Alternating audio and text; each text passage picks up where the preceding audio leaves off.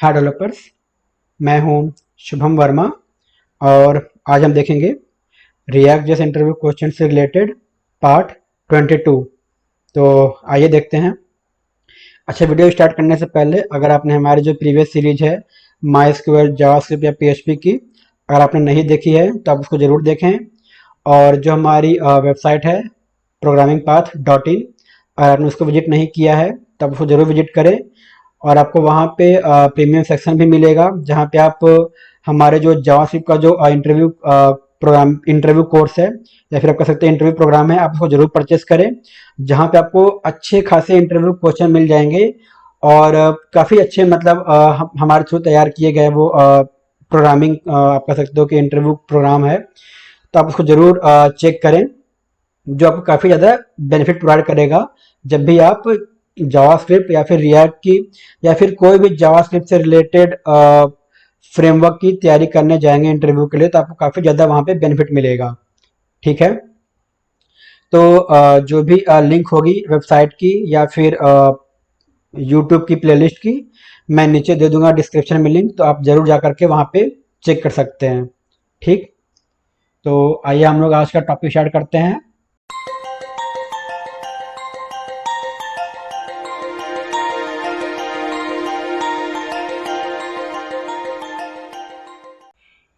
तो हमारा पहला क्वेश्चन है, what is an error boundary और एरर बाउंड्रीज। ठीक है, एरर बाउंड्री या फिर एरर बाउंड्रीज क्या होता है। तो जो हमारा एरर बाउंड्री है उसको इंट्रोड्यूस किया गया था रिएक्ट 16 में। ठीक, जिसका एक्चुअली यूज किया जाता है एरर को कैप्चर करने के लिए। जब भी हमारा रिएक्ट का जो रेंडर फंक्शन है, जब भी ये हिट होता है, ठीक, तो अगर उस समय कोई भी एरर आता है तो उसको कैप्चर करने के लिए एरर बाउंड्रीज का यूज किया जाता है।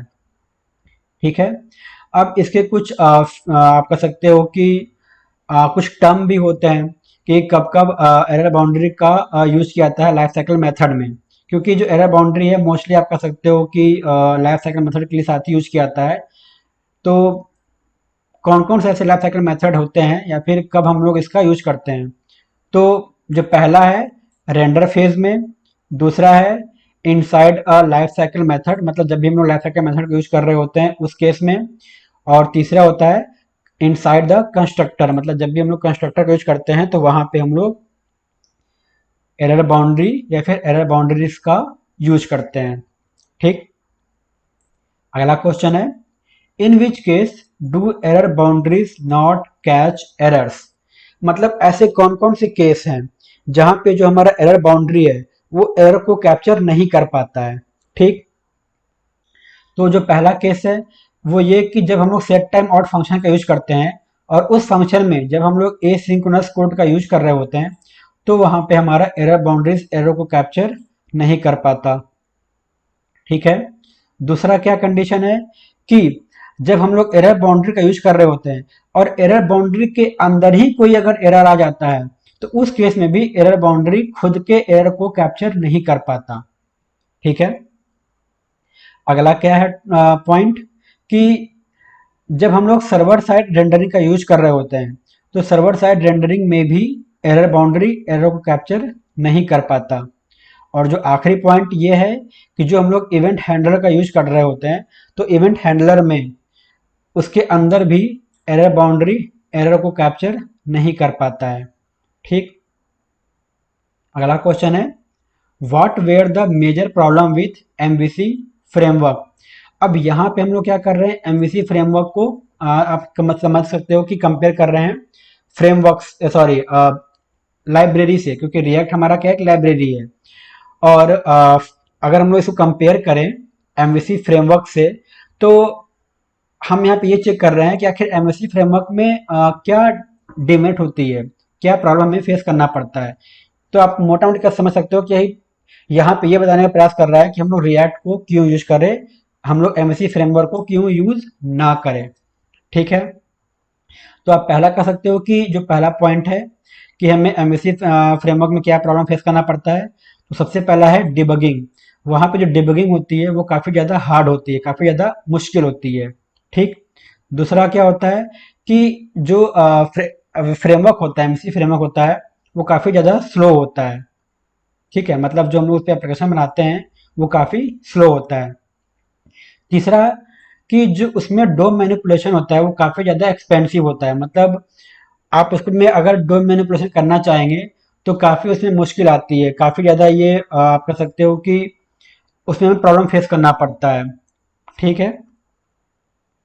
और जो आखिरी पॉइंट है, ह्यूज मेमोरी वेस्टेज, कि जो हमारा एमएससी फ्रेमवर्क होता है वो मेमोरी को काफ़ी ज़्यादा वेस्ट करता है, मेमोरी काफ़ी ज़्यादा उसमें लॉस होती है। ठीक है। तो ये सारे डिसएडवांटेज आप कर सकते हैं, फिर ये सारी प्रॉब्लम हमें फेस करनी पड़ती हैं एमवीसी फ्रेमवर्क में। ठीक है। आगे बढ़ने से पहले अगर आपने हमारे चैनल को सब्सक्राइब नहीं किया है तो हमारे चैनल को जरूर सब्सक्राइब कर लें। ठीक। अगला क्वेश्चन है, why should we not update the state directly. मतलब जो हम लोग रिएक्ट में स्टेट यूज करते हैं उसको हमें डायरेक्टली मतलब डायरेक्ट क्यों अपडेट नहीं करना चाहिए। तो इसका सिंपल सा आंसर है कि अगर हम लोग डायरेक्ट स्टेट को अपडेट करेंगे तो जो हमारा कंपोनेंट होता है वो री रेंडर नहीं करेगा। ठीक। आप यहाँ पे एग्जांपल दे सकते हैं, this dot state dot message equal to programming path. ये हमारा रॉन्ग मेथड है, हमें ऐसे नहीं करना चाहिए। अगर हम लोग ऐसे करेंगे तो स्टेट तो अपडेट होगा लेकिन जो हमारा कंपोनेंट है वो री रेंडर नहीं होगा। और अगर हमारा कंपोनेंट री रेंडर ही नहीं होगा तो हमें लेटेस्ट अपडेट या फिर लेटेस्ट आउटपुट हमें नहीं मिलेगा, हमें पता ही नहीं चलेगा कि कंपोनेंट में क्या चेंजेस हुए हैं। इसलिए हमें कभी भी इस तरीके से स्टेट को डायरेक्टली अपडेट नहीं करना चाहिए। इसका सही वे क्या है आप यहाँ पे देख सकते हैं, इस तरीके से हम लोग को जो हमारा स्टेट है उसको अपडेट करना चाहिए। अगला क्वेश्चन है, व्हाट इज रिएक्ट फाइबर। तो ये जो इंटरव्यू क्वेश्चन है काफ़ी कम पूछा जाता है कि रिएक्ट फाइबर क्या होता है। ठीक है। तो फिर भी हम लोग देख लेते हैं कि आखिर रिएक्ट फाइबर होता क्या है। तो रिएक्ट फाइबर क्या होता है, आप इसको कह सकते हो कि ये एक रिकॉन्सिलेशन होता है, या आप लोग रिकॉन्सिलेशन में लोग कुछ लोग बोलते हैं, या फिर री इम्प्लीमेंटेशन ऑफ कोर एल्गोरिदम। ठीक है। ये रिकॉन्सिलेशन या फिर री इम्प्लीमेंटेशन होता है कोर एल्गोरिदम का, जिसको इंट्रोड्यूस किया गया था रिएक्ट के वर्जन 16 में। ठीक।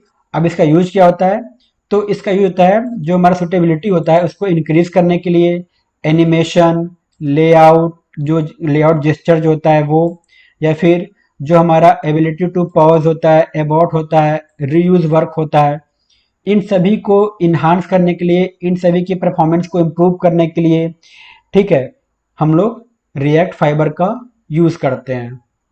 ठीक। तो आज के लिए बस इतना ही। अगर आपको वीडियो पसंद आए तो प्लीज़ लाइक, शेयर और सब्सक्राइब जरूर करें। आपका वीडियो देखने के लिए बहुत बहुत धन्यवाद।